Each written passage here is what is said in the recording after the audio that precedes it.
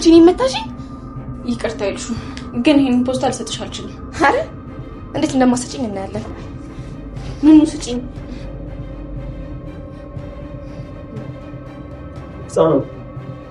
ሁለቶቹ ማለት አዱ እረፍ። በማይመለከት ነገር ውስጥ አትግባ። ቆይ ፖስቶን እኔ ጋር አላገኘው ስለዚህ እኔ ስጠኝ። አይ ለሷ እንዳሰጣት አዶኒ ለኔ ነው መስጠት ያለብህ። ምክንያቱም ነገሩ የሚመለከተው እኔን ነው። ቆይ ፖስታ ምን ቢዝ ነው እንደዚህ የምትጫወቱት? በእውነት ለእናንተ ምንም ጥቅም የለውም። ለእኔ ግን የህይወቴ ጉዳይ ነው። ኤልሹ ቆይ ፖስታ ከየት ነው ያመጣሽው? ከሷ ክፍል ከሆነ ምን ስለታል? አይደለም ከማመና ከዳር ክፍል ላይ ያመጣሁት። ደግሞ አሰቅጃለሁ። በጭራሽ አዶኒ እንዳታምናት። በምንም አይነት መንገድ ሊፈቅዱልሽ አይችሉም። ወላጆቼ መሆናቸውን ትረሻለሽ ልበል? ቆይ በጣም ምድሽ ነው እንደሚመስልሽ? ላይወዱኝ ይችላሉ፣ ግን ደግሞ ይሄንን ፖስታ በምንም አይነት መንገድ ሊሰጡሽ አይችሉም። ቆይ ምንድነው? ምን አጋጥሞሽ?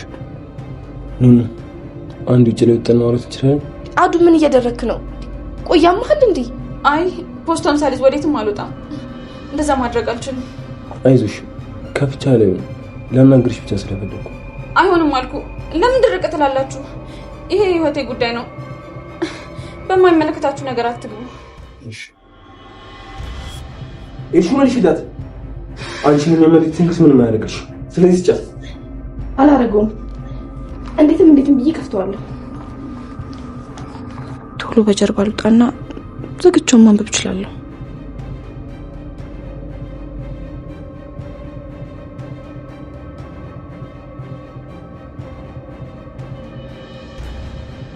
አዱ ታስጠላኛለህ። እሺ ቆይ ወንድምነት ላይ ነው እሷ። እንዴት እንደዚህ ታርገኛለህ? ዝም በይና አርፈሽ ተቀመጪ።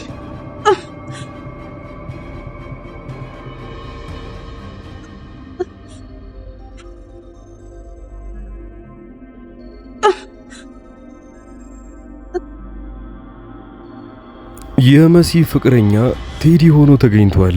ብዙዎቻችሁ እንደገመታችሁት ነበረ። እስቲ በእንግዳ ድራማ ላይ ደቂቃ ይጨመር የምትሉ ቪዲዮውን ላይክ በማድረግ ብዛታችሁን አሳዩን። ሄለን አሁን ላይ ባለቤትሽ ሞቷል ተብሎ በስልክ ከተነገራት በኋላ በጣም ደንግጣለች። አሁን ላይ ድራማ እየሰራች አይደለም፣ ወይንም እንደ ውሸት አክትም እያደረገች አልነበረም። መጀመሪያም ሞቱ ሳይነገራት በፊት እሱ ሞቷል እንደሚል አይነት ዜና ከውስጧ እየተሰማት እንደነበረና በጣም እየረበሻት እንደነበረም አውቀናል። በሌላ በኩል የመሲ ፍቅረኛ ቴዲ ሆኖ ከተገኘ በኋላ መሲ በጣም እያበደች ነው። ነገሩን ማመን አልፈለገችም። እንደውም እየመሰላት ያለው አሁንም ቢሆን ቴዲ ነው ብላ ሳይሆን ያ ሌላ ሰው ነው፣ ነገር ግን አሁን ላይ ዋሽቶኛል፣ አውቆ ቴዲ ነኝ ብሎ ሊርቀኝ እየፈለገ ነው ወይንስ ለቴዲ አሳልፎ ሰጥቶኝ ነው ብላ ግራ እየገባት ነው። ከዛ ከተቆለፈባት ቤት ውስጥ መውጣት ትፈልጋለች። ነገር ግን እንዴት? ቤቱ ሰፊና ተደራራቢ ከመሆኑ የተነሳ እሷ የተቆለፈችበት ቤት ውስጥ ማንም እየሰማት አይደለም። በተለይ የቴዲን ፎቶ ካየች በኋላ ከዛ ቤት የመውጣት ፍላጎቷ በጣም በጥፉ ጨምሯል። ነገር ግን አሁንም ተስፋ ሳትቆርጥ እያንኳኳችና ድረሱልኝ እያለች ስትጣራም ነበረ። እናትየውም ቢሆን ወንድሟ የት ጠፍታ ነው ብለው እንኳን እስካሁን ድረስ የጠረጠሩት ነገር የለም። እዛው ቤት ውስጥ ሆና በበፊት ስሙ ያፌት የምንለው ልጅ ወደዛ ቤት ውስጥ ይመጣል። ኤልሳ ብቻ ናት የምታስጨንቀው። የኤልሳ ግን የአባቷን ሞት እንድትሰማ አልፈለገም። ከነገርኳት ምናልባት እዚሁ መሬት ላይ ራሷን ስታ ልትወድቅ ትችላለች በሚል ሁኔታ ላይ ከመናገር ተቆጥቧል። መጀመሪያውኑ ግን ማድረግ ያለበት አንድ ነገር አለ። እሱም ሄዶ ሬሳውን በትክክል አይቶ መለየት። አሁን ላይ መንገድ ላይ ተመቶ ወይንም ሞቷል ተብሎ ከተነገረው በኋላ ከፖሊስ ጣቢያ መተህ ሬሳውን እንድትለይልን ነው ተብሏል። ያንን ለማድረግ የመጨረሻውን ነገር ሄዶ ማየት አለበት። 100% እርግጠኛ እንዲሆን ማለት ነው። የሱን ሞት ምናልባት ተመሳሳይ ሬሳ እንዳይሆን ተብሎ አሁንም ቢሆን 99% የሞቱን ነገር የሚያረዳ ነው። 1% ግን የሱ የሞቱ ነገር ሊያጠራጥር ይችላል። ያፌት ያንን ነገር ለማጣራት ወደ ውጭ ወጣ። ኤልሳ ወይንም ልጁ እስካሁን ድረስ አልሰማችም። ኤልሳ ተንኮሏን በመስራት አሁንም አልተቆጠበችም።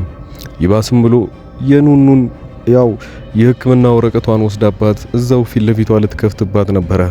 ነገር ግን በጥፊ ከመታቻት በኋላ ያኔ ምን ያህል ኑኑ እንደተናደደችና ለዛው ለአቋሟ ምን ያህል እንደምትጸና አሳይታለች።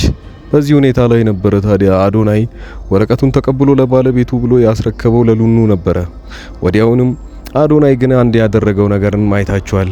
ከዛ በፊት እሷን ለመሰለል ብሎ መኝታዋ ክፍል ላይ ያስቀመጠውን ካሜራ ወይንም ድብቅ የሆነ ሪከርድ የሚያደርግ እሱን ሄዶ ማውጣት እንዳለበትና ያገኘውን መረጃ ለማየት ኑኑና ኤልሳ እዛ ቤት ውስጥ ተፋጠዋል። ኤልሳ የተናደደችው እኔ እዚህ ቤት ውስጥ ቁጭ ብዬ እሷ ሁለት ወንዶች በእሷ እየተጣሉ ነው፣ ምን ብታስነካቸው ነው ሁለት ወንድ እኩል እሷን የወደዷት? ስለዚህ ከዚህ ቤት እሷን ማስወጣት አለብኝ አለች። ይህንን ስትል ታዲያ አዶናይ ኑኑን እንደሚወዳትና እንደሚያፈቅራትም ጭምር ታውቃለች። ለዛም ነው ከአዶናይ ጋር ተመሳጥራ ያው እሷን የሚወዳትን ሌላኛውን ልጅ ከሷ ማራቅ እንዳለበት ትነግረዋለች።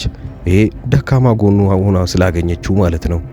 በሌላ በኩል መኩ እህቱ ቤተክርስቲያን ሄዳ ስትመለስ ከሌላ ወንድ ጋር ስላያት ብቻ ማስጠንቀቂያ ይሰጣታል። ወዲያውኑም ግን ኤልሳ አብራው ስለነበረች ኤልሳ እንዴት እህቱን ይቅርታ መጠየቅ እንዳለባት ሲነግራት ኑኑ ግራ ይገባታል። ምን ብሎ ቢያስፈራራት ነው? ምን ይዞባት ነው እሷ እኔን ይቅርታ የጠየቀችው ብላ ተገርማለች። በዛውም ግን መኩ ለእህቱ ጠንቅቅ ያለ ማስጠንቀቂያ ይሰጣታል። ታዲያ ሁለተኛ ከወንድ ጋር እንዳላይሽ ከዚህ በኋላ ደግሞ ከሱ ጋር መሄድ የማይጠበቅብሽም ብሎ ከነገራት በኋላ እሷም እሺታውን ትቀበላለች። ኤልሳ ግን በዛ ሰዓት ሚስጥር የተያዘባት በመኩ ምክንያት እንደሆነም ታውቃለች። ስለዚህ መኩ እያስፈራራት ሳይሆን ያው የሷን ሚስጥር በከባዱ ስለያዘባት ለቤተሰቦቼ ይናገራል ብላ ስለምትፈራ ነው ይቅርታ ያላት። ወዲያውኑም ሌላ ሰዓት አግኝታው እንደውም እንደማትፈልግላ ስትነግራት ነበረ። በሌላ በኩል እንግዲህ ኑኑ አሁን አዲስ መጣ የተባለው የኤልሳ ወንድም ጋር ሁኔቷ ምንም ነገር ባይደስ ባይልም ግን ጀምራለች። እሱ እንደሚወዳት ሊነግራት ከጫፍ በደረሰበት ሰዓት ላይ ያው ሊናገር የነበረውን ቀድማ ስላወቀች ታቋርጠውና ከዛ ክፍል ለቃ ትወጣለች። ቴዲ እንግዲህ ከሄለን ጋር ሲያወራ ሰምታችሁታል። መጀመሪያ እኔ የራሴን የግል ህይወት መጀመር ይኖርብኛል፣ ከዚህ በኋላ ደግሞ ላገባም ስለምችል አሁን ላይ እኔና አንቺ ስራችንን ብናቋርጥ ይሻላል ብሎ ለሄለን ከነገራት በኋላ ቴዲ ደፍሮ ለመሲ ይደውልላትና ማንነቴን የምታውቂበት ሰዓት ደርሷል ብሎ ፎቶውን ይልክላታል። መሲ ያልጠበቀችው ሰው ነበረ። ጭራሽም ደግሞ እንደምትጠላውም ጭምር ስትናገር ነው። መጀመሪያውኑ የቴዲን ባህሪና ሁኔታ ታውቃለች ማለት ነው። እሱ እንደውም እንደነገራት ከሆነ እኔ ስልክ ያላነሳውልሽ ስለኔ ባህሪ ታውቂያለሽ፣ ነገር ግን ቴዲ የሚባለውን ሰውዬ እጠላለሁ ብለሽ ብዙ ጊዜ ስታወሪ ስለሰማውሽ አሁን ላይ ድፍረቱን አጥቻለሁ። ለዛም ነው ወይ አበጠው ይፈንዳ ብዬ ፎቶ ይልክልሽ እኔ ማንነቴን የነገርኩሽ። አሁንም ቢሆን በጣም ወድሻለሁ፣ በጣም አፈቅርሻለሁ ይላታል። መሲ ግን ይህ አጭበርባሪ ምን ይሰራል ብላ ነው ያሰበችው። እሷ የምታውቀው ቴዲ ሌላ ነው ማለት ነው። ቴዲ ግን በራሱ በኩል ያው ባህሪውን ቀይሮ እንደ አዲስ ህይወት መጀመር የሚፈልግ አንድ ሰው ነው። ትቀበለው የምትሉ ሐሳባችሁን ኮሜንት ላይ አስቀምጡልኝ። ከቶሚ ሞት በኋላ ምን የሚፈጠር ይመስላችኋል? አሁን እየተጠበቀ ያለው ያው ሙሉ ቤተሰቡ የቶሚን ሁኔታ ወይንም የአስክሬኑን ምርመራ ካረጋገጡ በኋላ ራሱ ቶሚ መሆኑን ካወቁ እዛ ቤት ውስጥ ትልቅ ሐዘን ይፈጠራል። አስቡት፣ ኤልሳም ገና አላወቀችም። አሁን ላይ በስልክ ተደውሎ የተነገራት ለሄለን ብቻ ነው። ሄለንም ስትፈራው የነበረው ነገር ነው የተፈጠረባት። በዛ ሰዓት ውስጥ በጣም ትልቅ ጭንቀት ውስጥ ስለነበረች ከማናቸውም ሰው ጋር ስታወራ አልነበረም። በቤት ውስጥ ቁጭ ብላ እንኳን የመሲን ሁኔታም አልተረዳችም። በዛ ላይ አሁን የመጣው ልጅም ደግሞ አለ፣ የኤልሳ ወንድሟ ማለት ነው። ይሄ ሁሉ ሰው ከሰማ በኋላ በጣም ትልቅ ሐዘን እዛ ቤት ውስጥ እንደሚፈጠርም ጭምር። ከዛ በኋላስ እዛ ቤት ውስጥ በጣም በትልቁ ነፃነት የምታገኘው ሄለን ምን የምታደርግ ይመስላችኋል?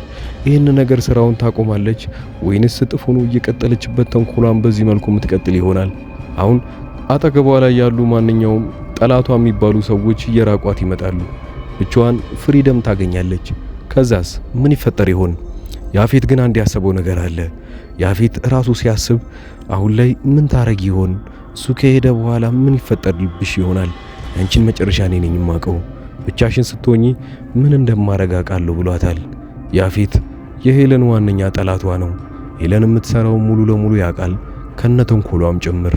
በዚህ ሁኔታ ላይ እንዴት አብረው የሚቀጥሉ ይሆናል? ያው ሙሉ ክፍሉን በቀጣዩ ላይ ቀደም ብዬ እንደ ኮሚኒቲ ፖስተርስ ላይ ስለምለቅላችሁ እዚህ ቻናል ላይ አክቲቭ መሆናችሁንም ጭምር አትርሱ። በዚሁ አጋጣሚ የግል ስራዬን አስተዋውቃችኋለሁኝ። አብራችሁን ቆዩ።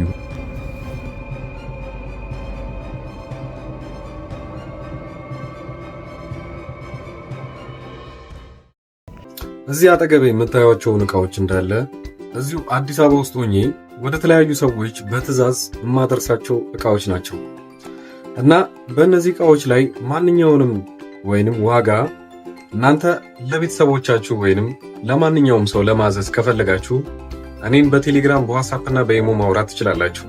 እንደምታዩቸው የተለያዩ ስልኮችና የዋይፋይ እቃዎች፣ ታብሌቶች ለልጅ የሚሆኑ እነዚህ የተለያዩ ቦታ አገር ሆናችሁ እናንተ እያዘዛችሁ እዚህ ለቤተሰቦቻችሁ መላክ እችላለሁ።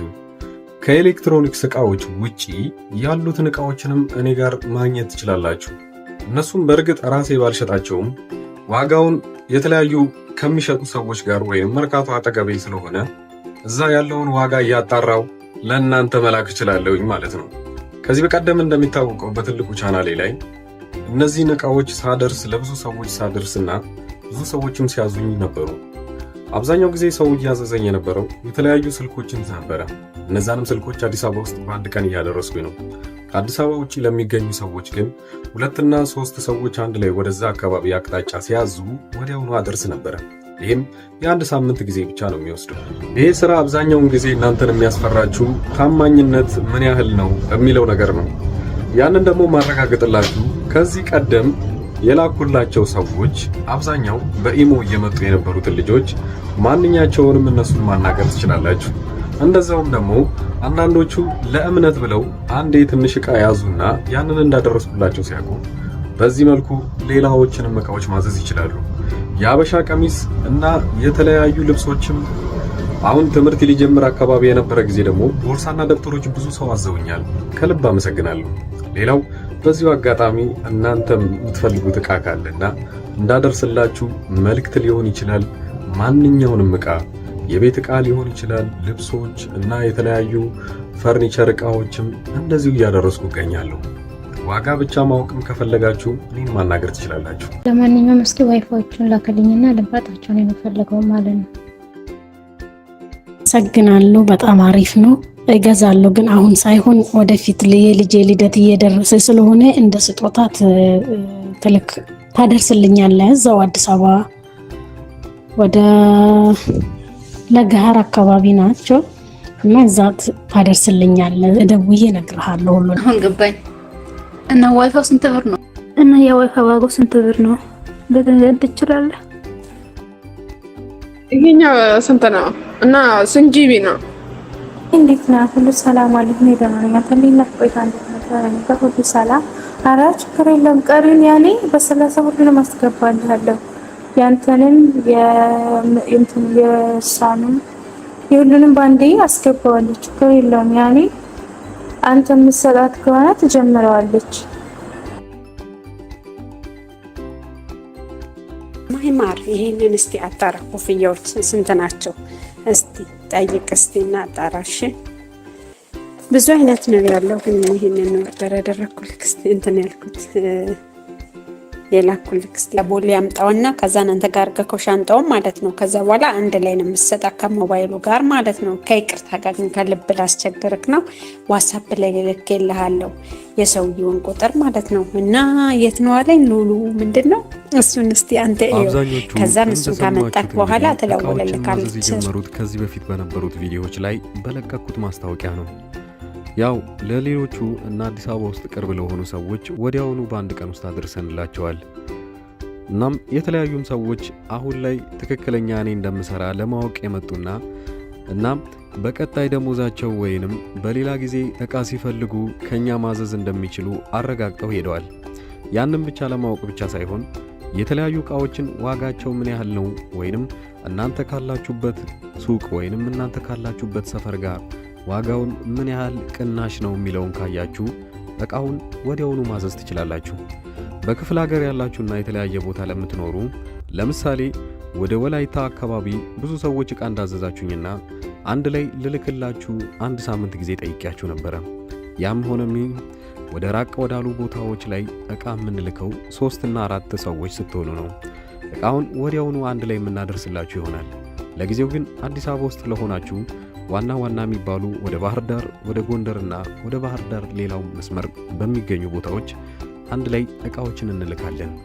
እናንተ ብቻ በተለመደው መልኩ ከኛ ምንም አይነት መረጃ ማግኘት ስለምትችሉ በዚህ ሁኔታ ላይ መጠየቅም ትችላላችሁ። በቴሌግራም በዋትስአፕ እና በኢሞ እዚህ ፊት ለፊት ላይ የምታዩት ቁጥር በዚህ እኔን ማናገር ትችላላችሁ። መልካም ጊዜ